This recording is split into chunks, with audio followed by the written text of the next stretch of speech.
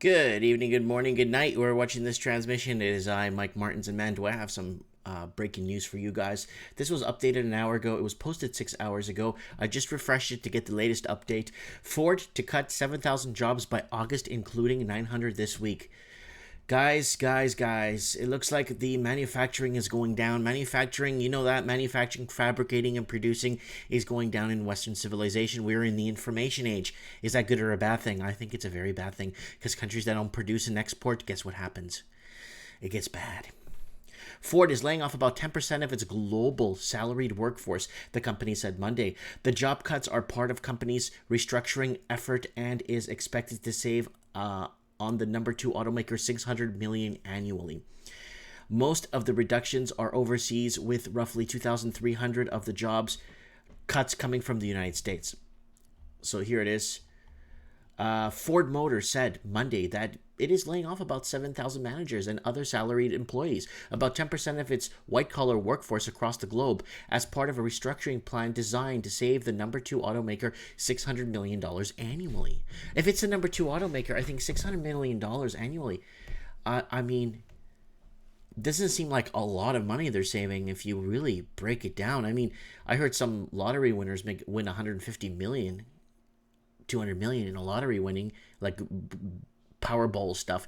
600 million annually. I mean, it on it, like, for the second biggest automakers. I mean, I can understand if they were going to save 1.2 billion dollars annually, but that's not the case.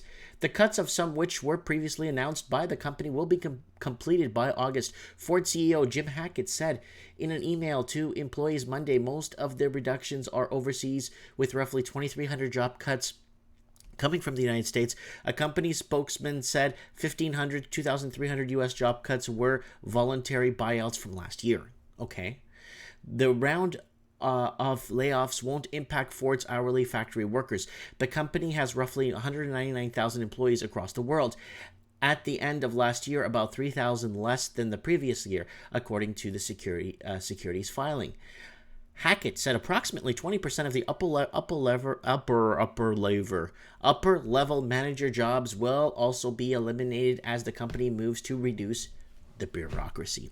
So it could be the white collar workers they mentioned earlier. So hold up. Could it be that a lot of workers, I know when I go into some places at like, you look at, like, it doesn't have to be Ford. I mean, you go somewhere and he's like, how is this guy working here? What does this guy do here? You always have that mentality, like, this guy works here? What does he do? You know what I'm saying? Maybe it's that kind of bureaucracy they want to get rid of. Like the government of Canada. It's got this whole equal hiring thing. You go to some places, nobody speaks English. It's like, I'm trying to explain something to this lady. She's not understanding me. You know what I'm saying? So it could be like that, you know? I think. The job cuts include voluntary buyouts and voluntary layoffs. About 900 to 7,000 job cuts are expected to happen this week, 500 of which will be in the United States. The remaining 300 U.S. layoffs will be completely by the end of August.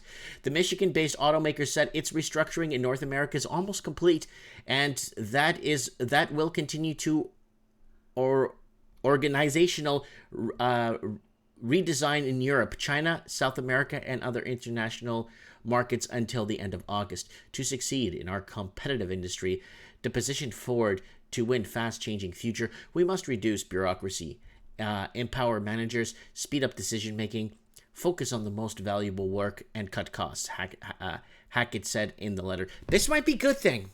So, see above here? Ford to cut 7,000 jobs? It might be a good thing, guys. The company had previously announced it planned to cut its European workforce, saying in January that it's planned to eliminate thousands of jobs in Europe as it faced pressure to restructure its European operations. A company spokesman said Monday that there is an overlap between job cut announced Monday and various restructuring announcements the company has made in the past, though he would not specify how many job cuts overlapped. So here's the letter here.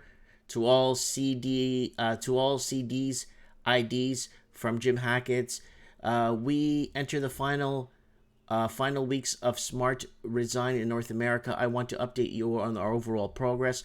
So it says here, more than 80% of our managers will have healthy spans of control of 6 more direct reports, up to 35% before smart design. So they're going to overload a bit of managers with a bit more work. Okay?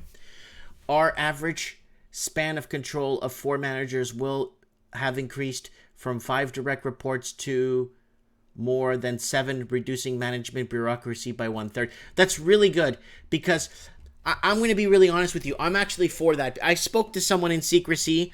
I'm not going to mention who it was, but they were putting in park equipment, like swing equipment and park stuff, and I went over to talk to them. And I said, hey, this was when I used to live in Vancouver. I go, hey, thank you for putting in this structure for the kids, and it's really nice, and this and that. And, it's a really good swing set you guys are doing. So I walked up, talked to him, and we got into a discussion. And I'm like, yeah, how many engineers work for you guys, installing, swing sets and stuff in parks for children, playgrounds, right? He's like, there's 96 of us in the city. I'm like, wow, that's not a lot of, wow, you guys got a lot of parks and ground to cover, and yeah, garbage, this, that, pickups, and this and that, and complaints, and blah. We got to manage all that stuff, graffiti, blah, blah, blah. I'm like, wow, 96. Wow, you guys are really cutting back the budget, aren't you? He's like, no, we're not. I go, what do you mean? 96 people for a big city? I think that's, no, Mike, don't get me wrong. We're not cutting back. It's pretty bad. I'm like, what? What's wrong? Oh, we have 400 people working in HR. I was absolutely floored. So, public sector jobs are being created on the backs of taxpayers. So it's like, why do you have 400 people working in HR for? You need 3 people with complaints. Okay, here's payroll, here's that, and here's that. One person does payroll, the other person takes care of reports, and then the other person takes care of complaints from the workers. Why do you need 400 people in the HR department and 97 engineers? It makes no sense. Anyways, guys, maybe this might be a good thing for Ford, doing this and cutting the red tape and getting rid of all the bureaucracy and all the Mickey Mousing. I think that needs to be done. Let me know what you guys think in the comments below. Am I being mean, or is this the right thing to do? And if you own think of it outside the box, like you own Ford. What would you do? Thanks for watching.